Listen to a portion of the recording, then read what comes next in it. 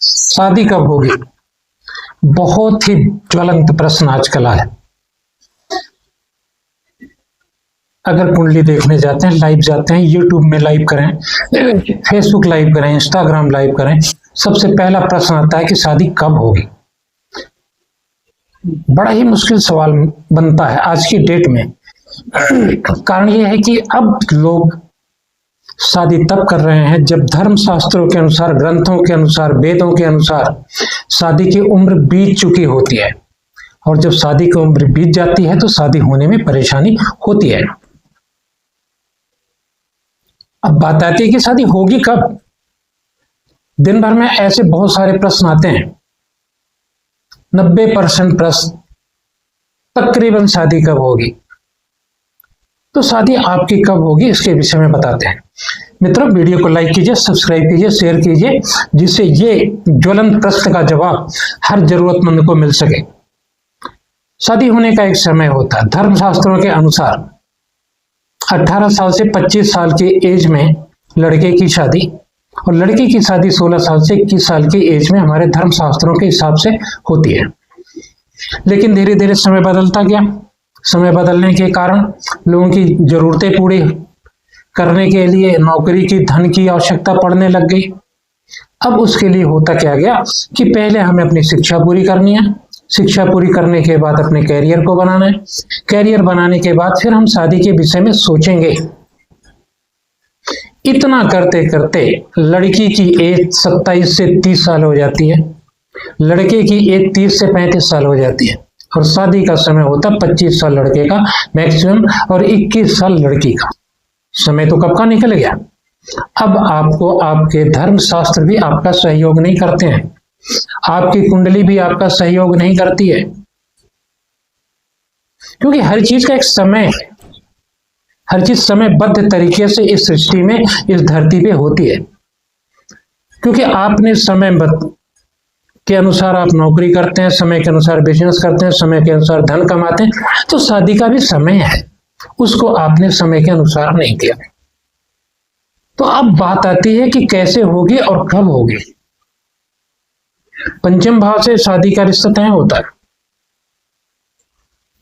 शादी का रिश्ता पंचम भाव से तय होता है। सगाई वहीं से होती है, हल्दी मेहंदी वहीं से होती है, रिंग सेरेमनी वहीं से होती है, घर बार सब कुछ वहीं से पसंद किया जाता है। 1 to 1 मीटिंग, हर चीज 5th भाव फाइनल करता है, क्योंकि वो आपका प्यार है, मोहब्बत है, आपकी बुद्धि है। तो बुद्धि के द्वारा रिश्ता पक्का किया जाता है। पहले क्या होता था कि बहुत सारी चीजें देखी नहीं जाती थी। घर बार ठीक है, लड़की सुखी रहेगी बस। क्योंकि पहले के जब समय में, जब शादी समय से होती थी तो डाइवोर्स नाम की चीज थी ही नहीं, विच्छेद था ही नहीं।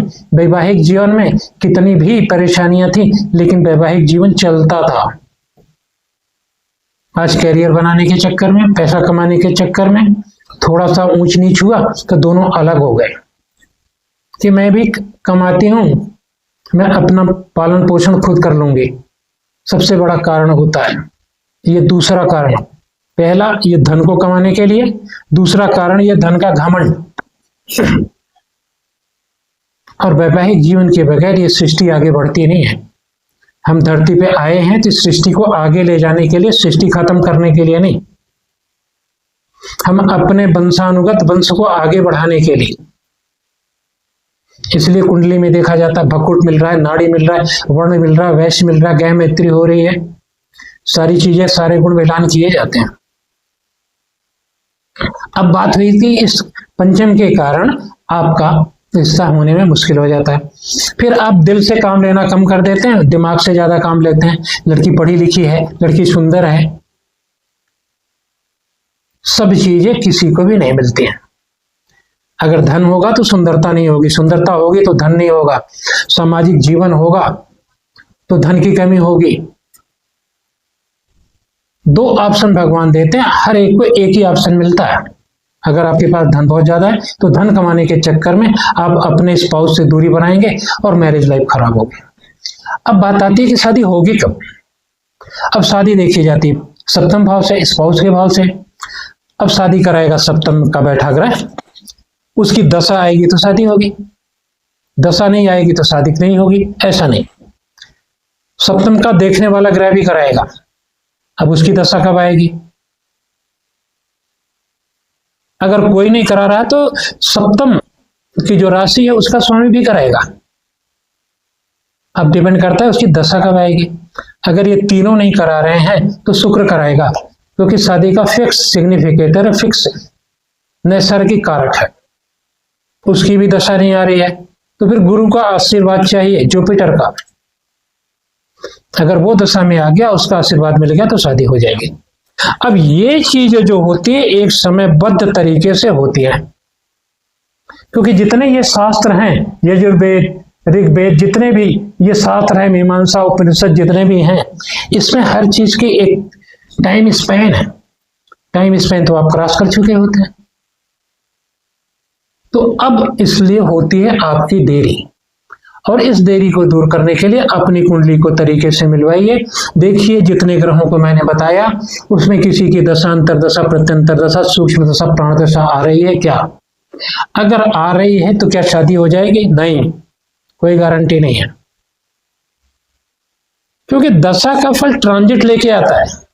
जो अभी देखा जा रहा है कि शनि का गोचर हो गया है मीन राशि में, राहु का होने वाला है मेष राशि में, गुरु का होने वाला है मिथुन राशि में, तो किसी का रोडपति होगा, कोई खाकपति होगा, कुछ नहीं होगा, 0%। सब झूठ बोलते हैं, सब बकवास करते हैं अपने चैनल को आगे बढ़ाने के लिए।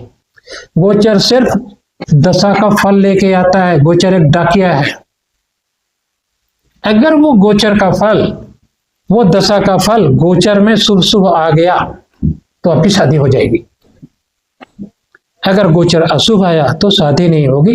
गोचर का इतना ही महत्व है, अगर शुभ आया तो काम हो जाएगा, अशुभ आया तो शादी नहीं होगी। तो इन सारी चीजों को मिलान करने के बाद तब पता लगता है कि आपकी शादी कब होगी।